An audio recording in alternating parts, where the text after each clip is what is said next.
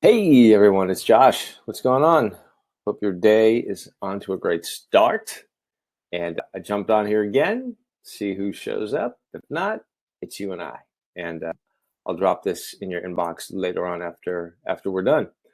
So, continuing from last week, I was talking about, just how you can get started, activating, awakening your intuitive gifts, skills, talents, right? Because everyone's got them. So why not activate and use them, especially now? Things are just, you see it online, you're scrolling on social media and just on, the things with all that. One thing that really popped out that I had a discussion with my wife this morning was these data centers that are growing by leaps and bounds, right? They're huge. Water cooling systems for AI, for all the big players, right? And they're finding already in some areas around the globe where they're just, they're scavenging land, they're just raping and pillaging land, basically just eviscerating any of nature, right? And what that's doing is it's basically it's disrupting the natural flows, the energetic flows, and it's also affecting humanity because we're all connected, right? And they're seeing things, they're seeing cancer rates increase and everything else. So the reason I brought that up is to just be aware of your surroundings, which goes back to what I mentioned last week. When you go out in nature and you can just connect, and if you're just sitting in nature, the frequencies, the energies, depending on where you live, like if you're in a desert, obviously, well, you try to find places, just being outside, you know the mountains, the beach, inner city. There's got to be parks with trees, places like that, just somewhere where you can be around a tree, something. You just connect. Slow your breathing down, right in through the nose, out through the mouth. Like I said, I do Wim Hof breath work. There's box breathing. There's so many different types, and just by doing that, you're changing your brain, heart, brain gut coherence levels. You're creating this coherence. You're bringing in homeostasis, equanimity, balance, lowers your BPR, your base pulse rhythm, brings you into you get into the center, your center. And when you do that, it changes the way that you're able to transmit and receive information, okay, in the field. Call it the quantum field, the all that is, the one, whatever name you want to call it. Source is beyond gender classification and names. But just tuning in and pulling in that energy, your creativity begins to spark, your ideas, solutions to problems. If you just do this for, say, 15 minutes every day, I do it, right? Not every day, I'll admit. I'm just sometimes distracted and busy, and I don't always get to do it, but I do come back to center. Like I have what I love. I have this little device. This is a Pomodoro clock, right? Which is great. I'm just showing you this for shits and giggles, which is cool. So I can I can set a time, and it'll show me. I don't know if you can see it here. It's kind of hard with the light, but it'll show you, like I can set it for 5 minutes or 30 minutes or an hour. And, the buzzer goes off, I move, so I shift, right? Because otherwise sometimes I just will keep going. Maybe you're the same way, you just get into something. I like to go deep. So if I'm researching something, hours will pass by like minutes. So this is a really great tool. It's called the Pomodoro clock. If you're into it, I can put a link below. You can grab one. But yeah, they're really cool. It has a little buzzer that goes off. So anyway, allocating time, taking time for yourself to go out in nature, go for a walk, and that'll begin to help to improve. It's like building muscle, right? It's building the pineal gland, pituitary gland, the hypothalamus, the hippocampus, the vagus nerve. There's even exercises for vagus nerve, which helps to, again, regulate your heart rate, your metabolism, all of it. There's an exercise that's really good called the nitric oxide exercise. I think Dr. Zach Bush came up with it. I'll put that in the link here.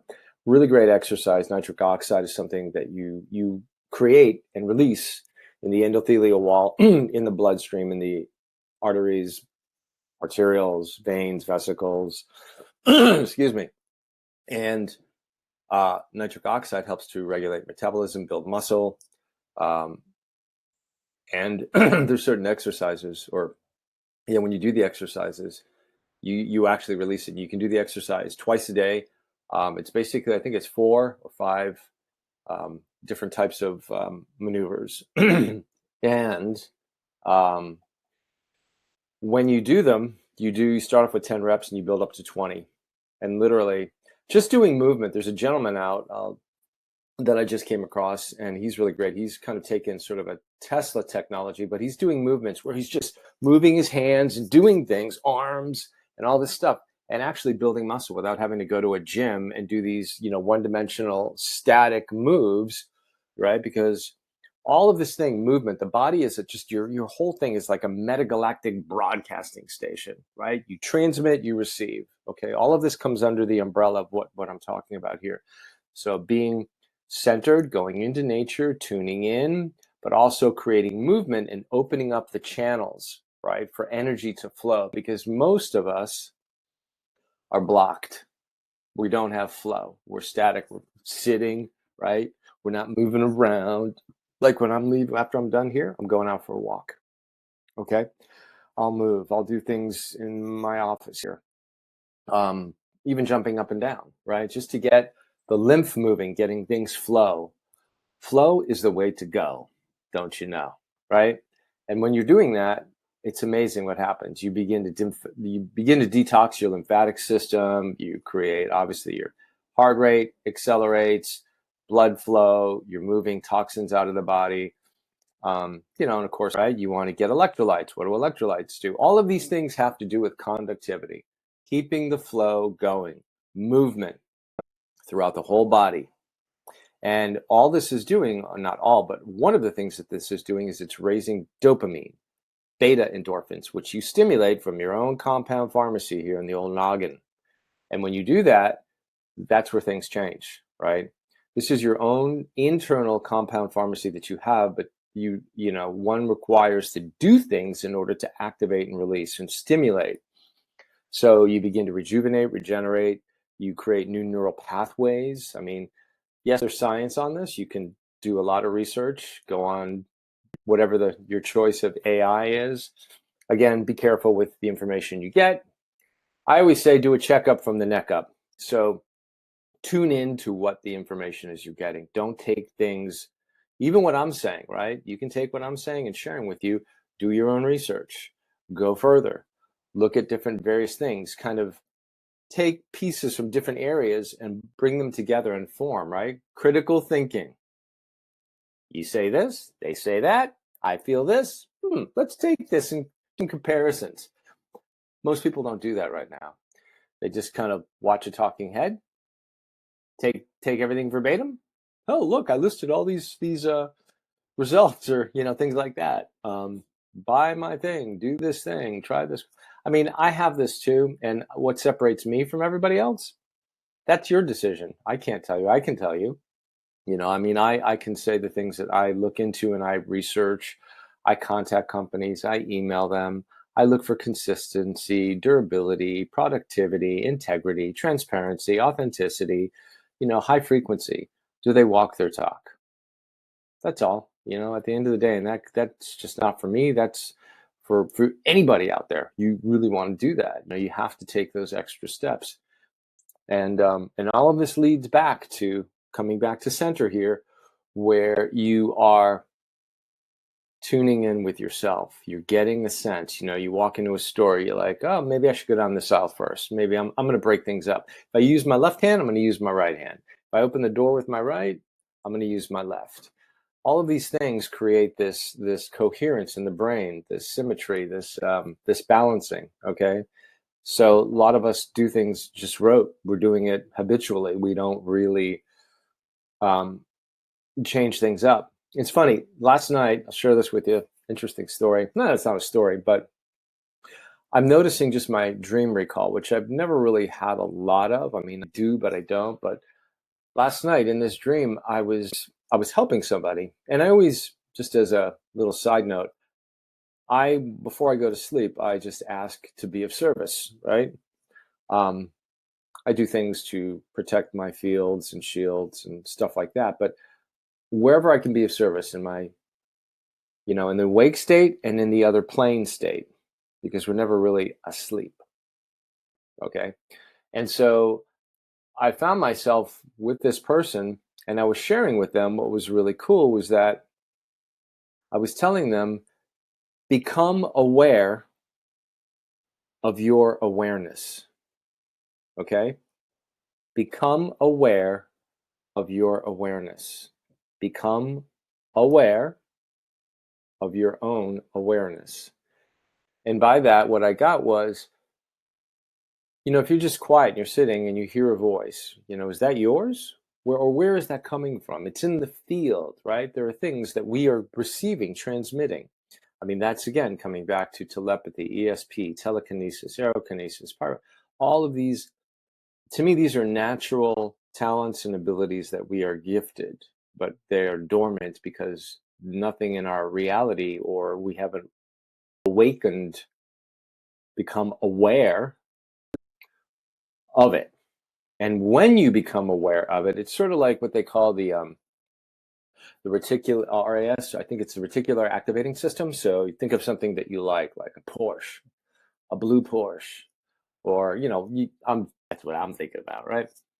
And all of a sudden you go outside and boom, I just saw a Porsche. May not be blue, but right. So it's like your consciousness is a projector of your thoughts subconsciously. So the more you embed it, the more focus and layered it becomes.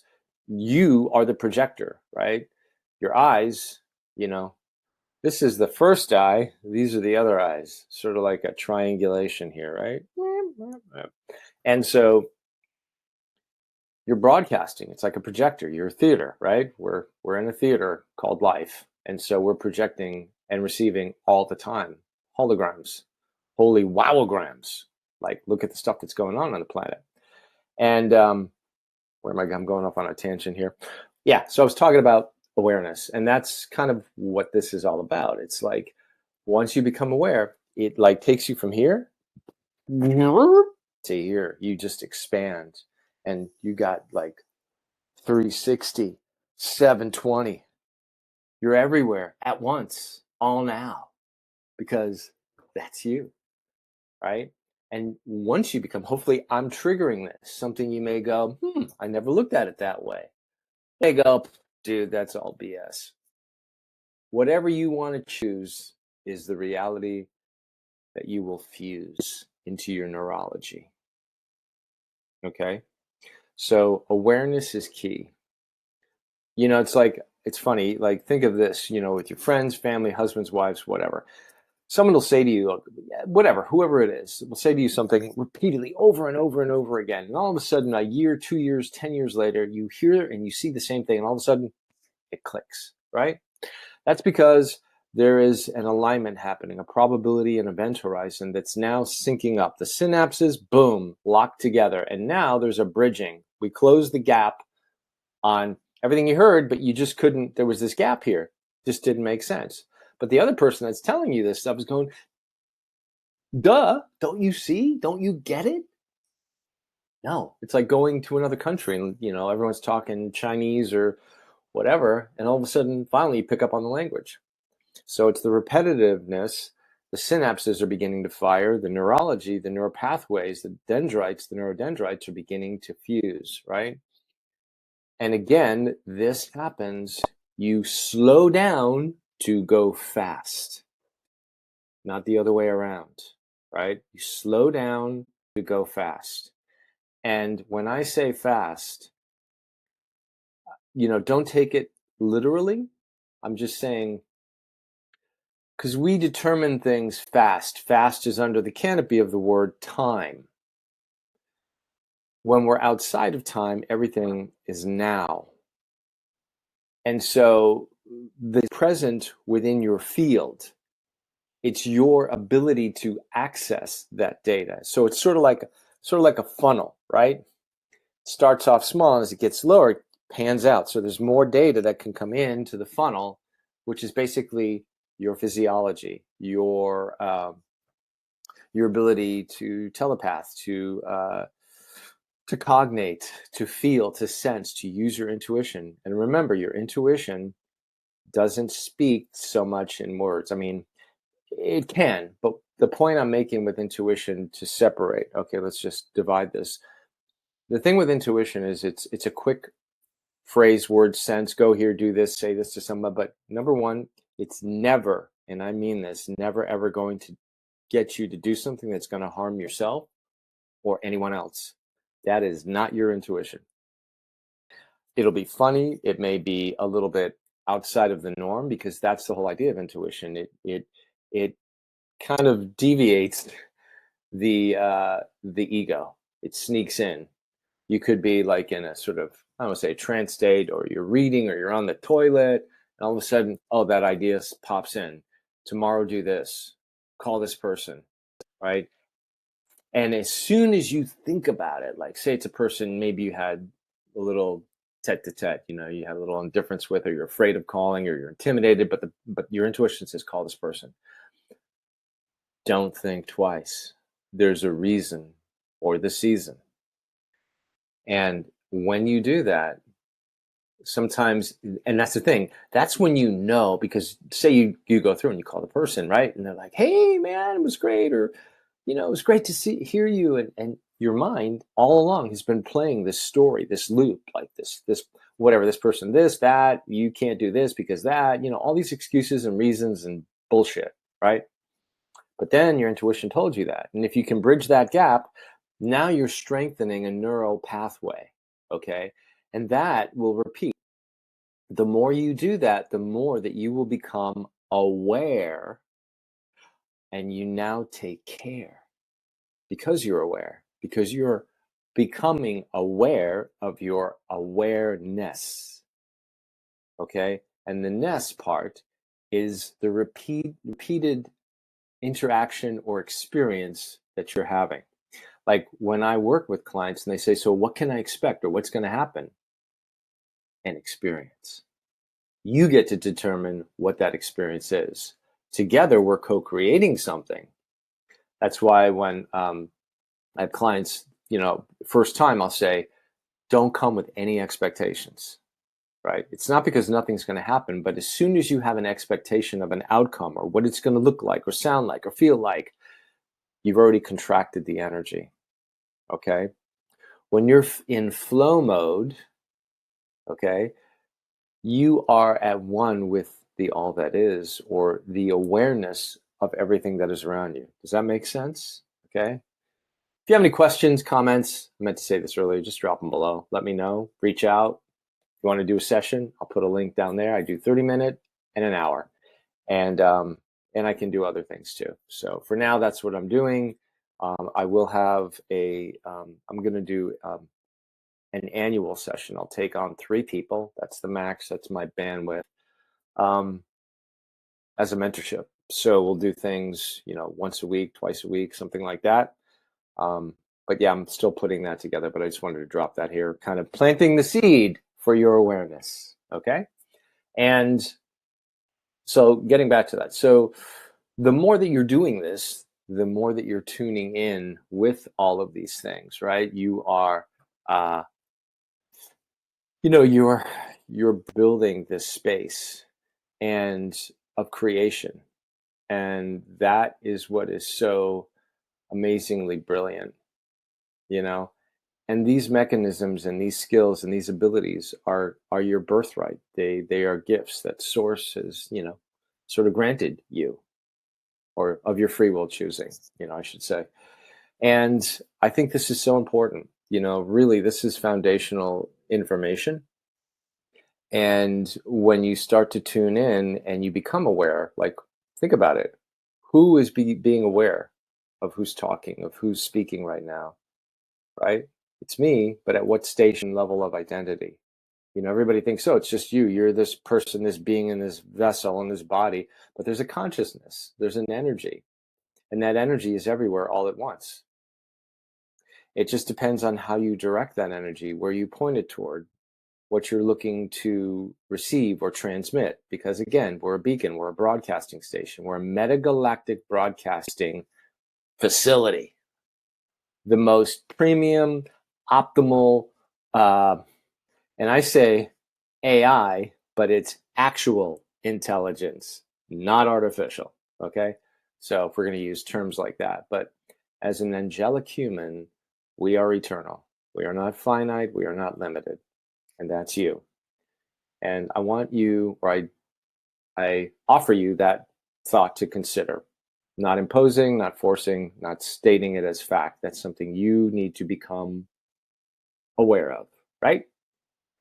And once you become aware, you what? Exactly. Then you take the next step and you keep building, keep building, keep building. So that's what I wanted to share, right? So I'm going to drop some links below. Keep this short and sweet today. That's my my nugget for you, continuing on from last week. And one thing I want to say, I'll leave this here. I do this on Friday at 11, typically East Coast time. So I know some people are working. If this doesn't work and you do want to join the live Clarity Cafe, let me know. I'm going to put like a poll up here and see what day works for you, day and time. Maybe I'll do that. But in the meantime, if you are watching this and you want to continue, I do this once a week. Drop it below. Let me know like a day, like weekends work better, the evenings, the mornings, whatever. So yeah, that's it. I hope you enjoyed this. Hope this helped. Hope this created some awareness, some expansion, some insight, little nuggets here and there for you. And for me too, because this is always expansive for me, because it's always teacher, student, student, teacher. I don't ever claim to know it all, but as I grow and I know, I like to show, right, bro? And put it out there for you for consideration and activation. And that's also something. So that's kind of what I've done. One gentleman that I worked with a long time ago, this gentleman, Alfredo, I have it as one of my, what I call trustimonials. And when I first started working with him, this is, God, maybe 20 years ago, you know, it was one of these things that it was like, I shared something, and in one of the comments, he said a friend reflected to him that he had made more progress in the last year than the previous 10 in working with me, right? And all I did, I'm a guide, right? I'm not a guru, I'm not a healer, I don't fix things. I'm just holding a space to reflect back to you. And I think we do this on a lot of levels. Some people do, right? There's empaths, there's psychics, there's mediums. I'm a medium intuitive. And but at the very level, people have, I think, teleperception, psychic abilities, but they just dismiss it because of their belief systems. So, but that was a profound comment. So, why I'm bringing that up is that the information is in the space. It's your ability to access it. But sometimes when you see someone or talk to someone, it pops open that space. It's like think of it like an information bubble, and all of a sudden, boom, you get the information, the knowledge, the insight, the missing piece in the puzzle of something you're creating or debating about in your reality. Capiche? Makes sense, right? Okay. That's it, my friend. I look forward to seeing you next week. I'll drop the links here in the next 24 hours, and we'll go from there. So have yourself an awesome day. Lots of love. Ciao. Oop.